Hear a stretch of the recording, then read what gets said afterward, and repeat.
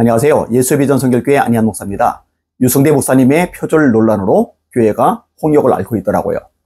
물론 이런 부분에 대해서 비판하는 사람들이 다수는 아니더라고요. 한 30여 명 되나요?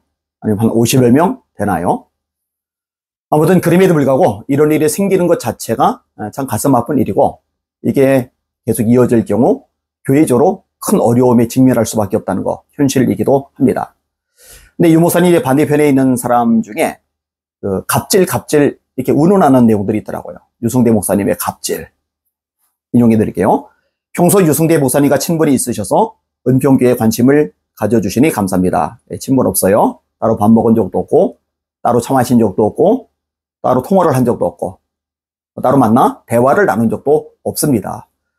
이런 식으로 함부로 유추를 하면 안 되죠. 우리에게는 목사님 표절 설교로 그러는 거 아닙니다. 표절이 문제가 아니라는 거죠. 무엇이 핵심인지 잘 아시고 파헤치시기 바랍니다. 상처난 성도들 아픔에 소금 뿌리지 마세요. 우리끼리 잘 해결하려고 했는데 이렇게 논리 유승대의 갑질을 온 천안에 알리시네요.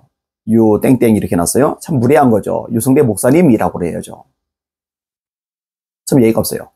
그리고 이분 말고도 여러 경우에서 갑질 이런 이야기가 나오더라고요. 근데 이게요, 지금 시대와 문화를 모르기 때문에 나오는 말들입니다. 여러분, 지금 시대는요, 담임 목사가 갑질할 수 있는 시대가 아닙니다. 그게 허용이 되는 문화가 아닙니다. 했다면 난리가 나요. 들이받아요. 여기저기 또 몰려집니다.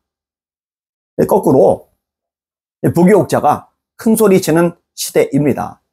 이 방송을 찍기 한 1시간쯤 전에 목사님 한 분이 전화를 하셨어요.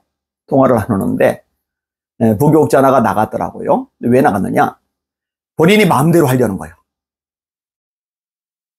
부교육자로 부임해 갔으면 담임 목사님 보좌해야죠. 그 제도에 순종해야죠. 자기 마음대로 하고 싶으면 개척을 하든지 담임 목회를 나가야죠. 근데 마음대로 하려는 거예요. 근데 그게 잘 안 되니까 본인이 사표를 쓰고 나갔어요. 이게 담임 목사가 갑질 차원인가요? 아니죠. 그 목사님이 통화 중에 다른 한 교회 이야기를 합니다. 그 교회 부목사님이 본인이 부임해서 사역하는 교회 젊은 성도들을 꼬드긴 거예요. 데리고 나가버린 거예요. 덕분에 교회가 어려워져요. 이게 담임 목사의 갑질이 아니죠. 거꾸로 부교육자가 갑질을 한 거죠. 제가 예전에 한 교회 부흥회 갔을 때 그때 소식도 들었어요. 목사님의 가슴앓이를 참 많이 했는데 이유가 뭐냐? 부교육자가 청년들하고 친하게 지내요. 친하게 지내는 게 좋은 거죠. 잘하는 거죠. 당연한 거죠. 그런데 친하게 지내면서 이간질을 한 거예요. 청년들이 거기에 휩쓸려가지고 담임 목사님을 싫어해요. 이게 실제 상황 이래니까요. 일산에서 목회를 잘하는 목사님이 있어요. 이 목사님이 어느 날 한탄하면서 저한테 이야기를 해줍니다. 부교육자가 사임하겠다고 한대요. 이유가 뭔지 아세요? 담임 목사님 찾아서 그러더랍니다. 담임 목사님께는 더 이상 배울 게 없습니다. 담임 목사님께는 더 이상 배울 게 없습니다. 와, 이때는 제가 정말 쇼크를 받았어요. 그런 말을 왜 해요? 하려면 제가 사장이 있어서 이만저만한 사연이 생겨서 어쩔 수 없이 사임하게 됐습니다. 이렇게 하는 게 맞잖아요. 참 심각한 문제가 아닐 수가 없어요. 요즘엔 담임 목사가 부교육자를 면접 보는 게 아니에요. 부교육자가 담임 목사 면접을 봅니다. 사례비는 얼마냐?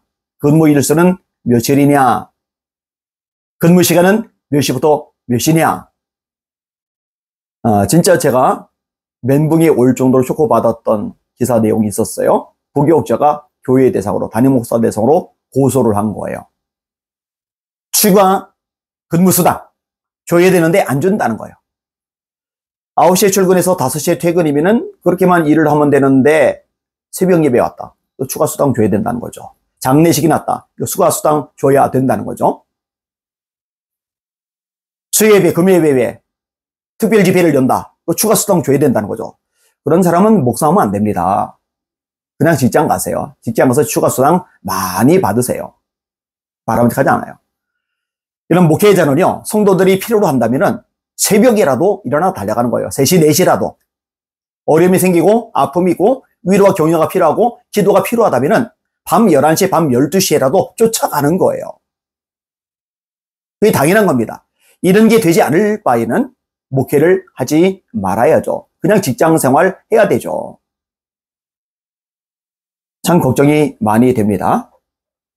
유성대 목사님이 진짜로 갑질을 했는지 아니면 거기에 있던 부교육자들이 자기의 위치 파악을 못하고 들이댔는지 저는 정확하게는 몰라요. 그래서 그 부분에 대해서는 언급하지를 않아요. 그런데 마치 담임 목사가 힘을 가지고 갑질하는 게 보편적이고 그래서 은평교회도 이런 일이 일어났다. 이런 식의 논리는 옳지 않습니다. 지금은 아까도 말했듯이 담임 목사가 갑질할 수 없는 시대고 구조입니다.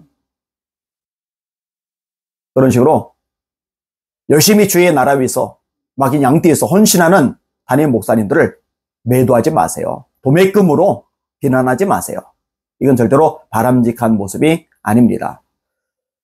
어쨌든 구체적인 자료를 접하는 대로 제가 나름대로 정리를 좀 해서 말씀을 드리도록 하겠습니다. 잘 수습이 되기를 원하고요. 좀 성경적으로, 인격적으로 서로 반응을 했으면 하는 마음도 간절합니다.